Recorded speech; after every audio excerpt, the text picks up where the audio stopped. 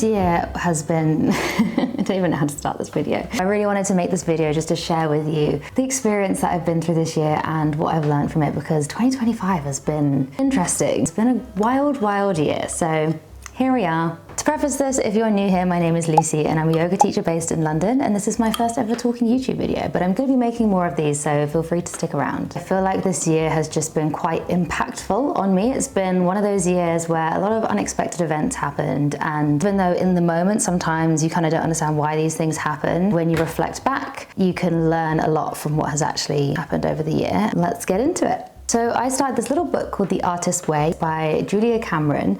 It had actually been a book that my mum and my little brother had recommended to me for a very, very long time, and I feel like it had been sat in my room for about 2 years before I actually got around to doing it. I was also just really excited to try it because I thought it would be a cute little discovery, creative journey. Spoiler alert, it's way more than that, and it really hit me quite deep, I would say. But yeah, so I picked up the book, I read the first chapter, and it tells you to write morning pages, 3 pages every single morning of just kind of any conscious thought that comes out of your mind. You just have to get it onto the paper, and I'm not someone who's very good at journaling, and so the idea of writing 3 pages kind of almost put me off a little bit, because I was like, I don't really have anything to say, I don't really know what to say. Just kind of stuck with it. I didn't realize my brain was full of this stuff this early in the morning. I also, side note, used my laptop to do my pages. I know you're supposed to do it in a journal. However, one thing that stopped me from journaling before is the fact that my handwriting gets really bad when I write a lot, and then that puts me off. So I was like, let me just skip this barrier and write it on my laptop instead. It worked for me. I hate to be one of those people, but this book genuinely did change my life. As well as the morning pages, the book also gets you to go on an artist date once a week. And this doesn't mean you have to go to a gallery or anything art specific. It just means you have to take yourself on a date solo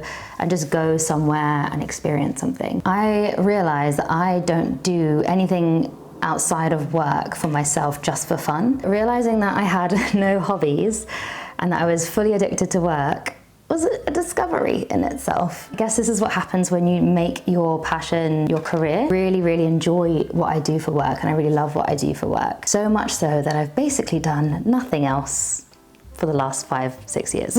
I just kind of forgot about all the other parts of myself. So I had this huge light bulb moment, slash breakdown. And I just sat there and I was like, what do I enjoy? What do I like doing? I have no idea. Literally just like, who the hell is Lucy? Who am I? And I kind of always felt like I was one of those people that didn't really know what they wanted to do in life. I remember my parents constantly asking me what I was passionate about, what I wanted to do, and I just had no idea. And I found yoga. That was like my outlet, and I was like, oh, this is what I like, this is what I want to do. And now trying to do things that I enjoy outside of yoga, it kind of brought me back to that square one where I was just like, I don't know what I want to do. I mean, my hobbies literally included doing yoga, teaching yoga, going to yoga classes with friends, doing meditation, going to the gym, all amazing things. But I was like, I need something else as well. For the first date I decided to try something easy. I just went to a coffee shop, and actually it was really nice because it's not very often that you go to coffee shops alone. Go to a coffee shop just to enjoy a coffee, well, it was actually a matcha, just to enjoy that and be there and people watch. Like, you don't do that very often. I also realized that I find it really hard to do things that don't have an end goal. I don't know if it's the way I've been brought up or the society that I've been brought up in, but when something doesn't feel productive to me, I really struggle with the purpose behind it. It kind of just made me reflect as society on a whole, and I feel like society rewards people that do productive things, and they don't really reward people for just doing things for fun. In fact, to kind of let go of this whole idea of trying to be productive all the time, which is something I'm still working on. We're still getting there. But you know, life is a process, it's a journey. It actually felt really enjoyable just to do things for fun. Another one of my artist dates that I went on was a heels dancing class. I tell you, it took 4 weeks for me, 4 weeks to book this class because I was so scared. Because I also realized I have this thing where I feel like I need to be good at something even before I've ever tried it. I don't know what that is. We can unpack that in a different video. I turned up and it was a group of like 30 girls. They were all so friendly and so supportive, and everyone was cheering each other on, and you just got to dance and like wiggle and have fun. And it was actually a really lovely moment, and I really want to do more of that next year. I also started to paint, I started to draw a little bit more, I started to go to pottery classes, which actually was another thing that made me realize my whole productivity thing. Made a cute mug, not a great mug, just a cute mug, and immediately was like, I can make this a business. I should start selling these. And then I had to quickly tell myself and remind myself that this is just a hobby. Do it just for fun. Doesn't need a purpose. Just have fun. Basically, this book really just held up a mirror to me and my life and made me really reflect on how I'd been living. And somewhere along the way, I obviously got so caught up in work that I forgot about all the things that I really enjoyed doing myself. I also run yoga retreats, and this book really helped me to come up with a brand new idea for a yoga retreat that I was going to run in Portugal. And it was so different to all of my other retreats. I think it just brought out this excitement in me, and I can almost feel it when I was writing my pages, because I'd start to write a little bit quicker and I was getting really excited and all these ideas were popping up. The year started off really well with that book, and I would highly recommend for anyone who just feels a little bit lost or just feels like they need some kind of direction, but also just wants to reconnect back with themselves, because that's mainly what that book did for me. And then as we moved on in the year, I do want to talk about this. It's a slightly more emotional segment, and trigger warning, I will be talking a little bit about grief, so if you want to skip this section, that's totally fine. In April, I lost someone in my family. I lost my dear Nonna. She was my grandma. Like, when that happened, everything I'd been learning and experiencing the artist way kind of just hit me in a completely different way. That's kind of when I realized this was not going to be the year that I expected it to be, but maybe, and what it did end up being, is actually the year that I really needed. I don't know if you've ever experienced loss before. I mean, a lot of people have, and we will all end up experiencing at some point in our lives. But when I say that this particular loss hit me very hard this year, I'd had lost family members before, and I'd lost a few friends. And I'm gonna try and not cry when I talk about my Nonna, because she was such an amazing woman, and I feel like I just need to share this as well. It's such a reality for a lot of people. We do go through grief. Everyone goes through grief. This woman was literally the heart of our entire family. She was the glue that held the entire family together. We'd always go around to her house. She was such a feeder. She wanted to feed everyone all the time. Actually, anytime you go around to her house, there would be pasta boiling. I know it's so typically Italian, but it's so true. Every time you go around, she just already had the pasta on. It was quite sudden and quite unexpected, and I didn't really know how to process it. And one thing that always stuck with me is that they always say that the last gift that a person gives you when they pass away is this gift of remembering the impermanence of life. I remember feeling so present, like the few days after she passed, I just couldn't take myself out of the present moment. It's funny because sometimes it just kind of like hits you, like I didn't expect to feel emotional right now talking about it, because I've talked about it before and I've been okay. It's really hard to explain. Like, I was just so aware of being alive. Like, I couldn't wrap my head around thinking about anything in the past or anything in the future. I was just so aware of life after that happened. For a while, that was actually quite a nice thing, because it made me, well, not nice, but you know what I mean. It made me more appreciative of my family, of friends, of people around me. If I'm being completely honest with you, I did start to spiral a little bit and just became really anxious. And when I say like a bit of a spiral, I kind of mean more like a hurricane. I suddenly became so anxious about everybody not being here forever. And I know it sounds silly, because logically, obviously I know everybody's not going to be here forever, but I'd never really thought about it that deeply, to the point where I ended up getting a therapist, which was actually really helpful. But it did also make me realize that I'm very good at intellectualizing my feelings, but not as good at feeling my feelings. Sometimes we don't always understand the impact that grief has on the rest of our entire lives, because that person is gone, but the rest of your life starts to continue as normal. And that's a really weird adjustment, because you just feel like you're a completely different person, but everything else is continuing around you as normal. And like, you still have to show up to work, you still have to pay the bills, still have to walk the dog. Actually, I was really grateful for my morning pages in those moments, because it helped me to process how I was feeling. I don't know why grief is so taboo, because it literally happens to all of us. So this next part is talking about cancelling my retreat this year, which my ego is almost like screaming at me saying, don't tell everybody because I think you've failed.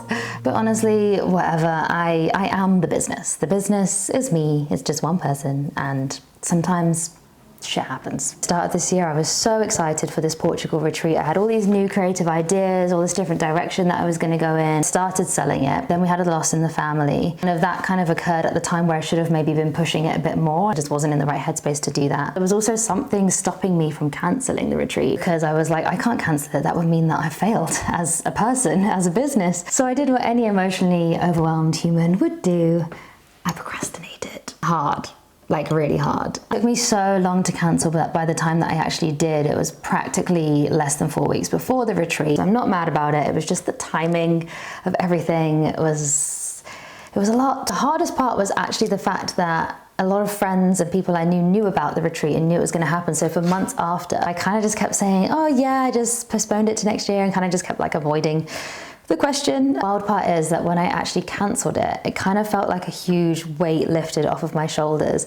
And it made me realize doing retreats non-stop since 2019, minus 2020 because of whatever happened there. I'd host a retreat, finish it, and immediately start planning the next one. And I kind of hadn't given myself a break for many years. Cancelled it, and I was just like, well, what if I just don't host the retreat this year?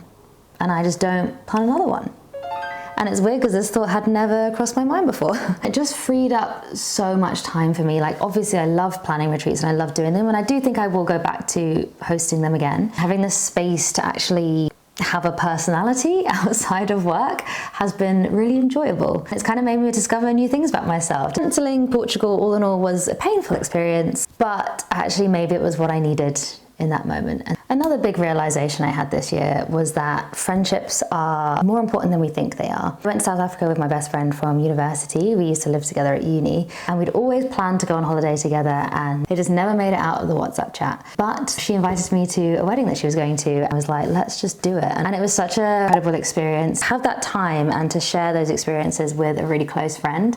And it made me realize that I feel like society as a whole kind of never really emphasizes how important friendships are. Like we place so much value on nurturing romantic relationships and even family relationships, but friendships actually get missed out a lot of the time. And this trip really reminded me that friendships need nurturing too. And they're so important because we need a village. We need multiple different people because different people give us different things. Connection isn't optional. I feel like connection is human and we all need it. And we need to remind ourselves that those things are important. Also, I went on a work trip to Greece. I really didn't expect to make such close friends. I made friends with these girls out there and we spent pretty much the entire week together. And it was just so much fun. Like I hadn't belly laughed that long in a very long time. I was teaching every morning and some evenings, but the rest of the day I kind of had free time. I felt like I was in such a great creative flow.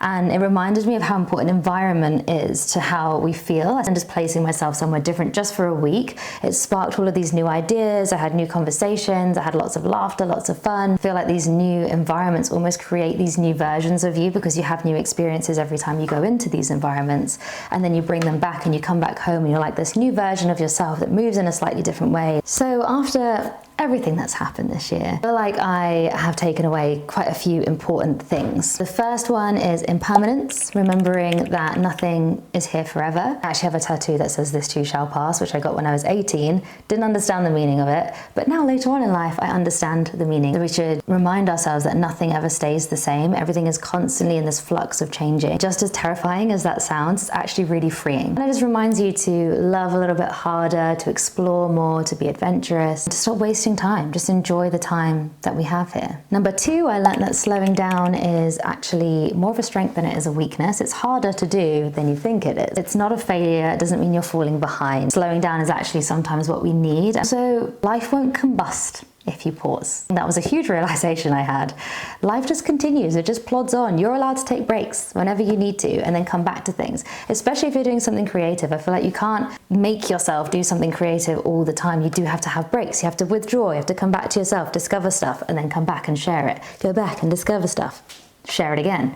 It's a whole process, and I feel like this year really reminded me of that too. Number three? Oh my God, I don't remember how I do number three anymore.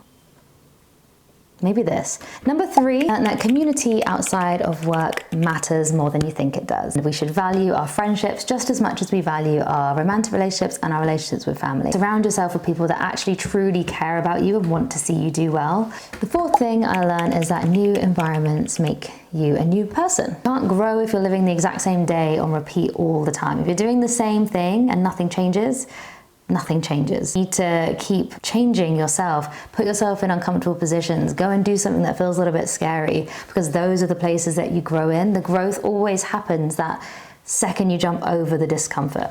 Actually, don't jump over it, go straight through it. The biggest one that I learned is that you don't have to be productive to feel worthy. You don't have to earn rest. You can take rest whenever you like. Just enjoy life. Take the pressure off. A lot of the pressure that's on us has been put on us by ourselves. So we are the ones that can remove it. So basically, this year broke me in so many ways that I definitely did not see coming. It also rebuilt me in ways that I didn't even know that I needed. I felt like someone literally pressed factory reset on my entire life. And it's weird because I actually keep seeing people talk about this being the snake year, like the shedding of the skin, the snake skin, the releasing, the letting go. This is exactly what happened for me this year. And next year being the year of the horse, which means we're going to gallop into a new chapter. And that feels exactly right, to be honest. Let's all shed those layers and gallop into 2026 together. We've got this. Let's see what 2026 has to bring. Hopefully more of these videos. So please feel free to like and subscribe. I will be making some more videos similar to this, I guess. We're just gonna see how it goes. Thank you so much for watching. Don't forget to like and subscribe.